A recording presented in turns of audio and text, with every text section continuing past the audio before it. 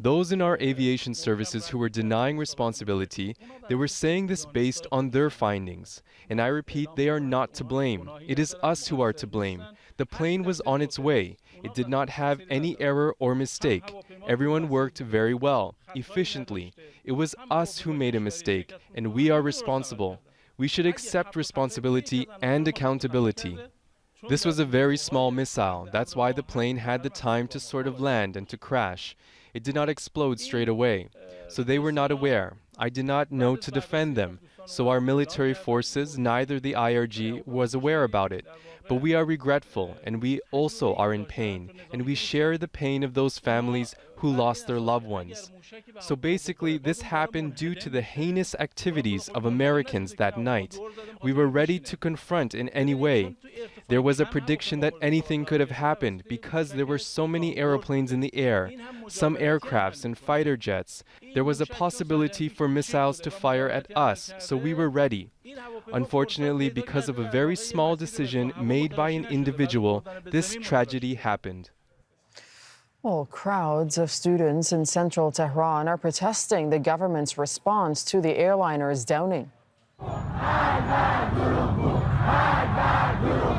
And they chanted death to the liars and called for the resignation of those responsible for shooting down the plane.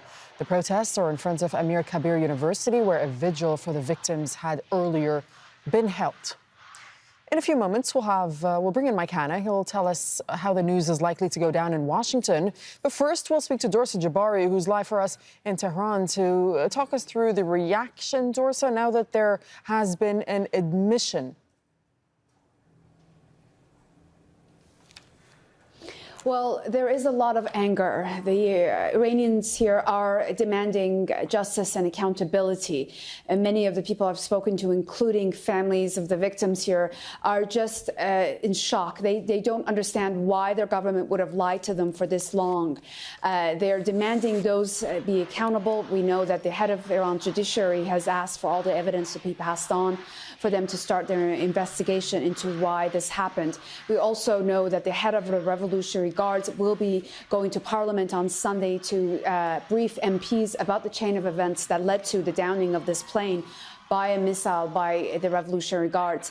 We've also been seeing pictures of a vigil that took place outside of Amir Kabir University in Tehran earlier on Saturday, and those vigils quickly turned into protests, and we've been hearing chants calling for the Revolutionary Guards to leave the country, calling the liars to get out, people demanding that those who are responsible be held accountable. So there is a sense that there is a large amount of anger among the average Iranian, and that's to be expected given the circumstances that Iran finds itself in now. All right, Dorsa, thank you for that update from Tehran. Let's get reaction from Mike Hanna joining us from Washington. And during that press conference, Mike, by the Revolutionary Guard, Iran did say that the shooting down occurred in the midst of hostilities with the United States. So has there been any official reaction from the president himself on what has come out of Iran?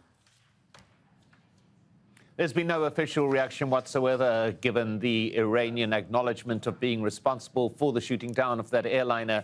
The president's been occupied this morning tweeting about domestic issues, about his coming impeachment. No reference on his social media to the Iranian reaction. There's been no official statement from State Department. So certainly it would appear to be at this stage an aura of restraint as far as the Trump administration is concerned, not at this stage responding to the Iranian explanation about the context in which the shooting down took place.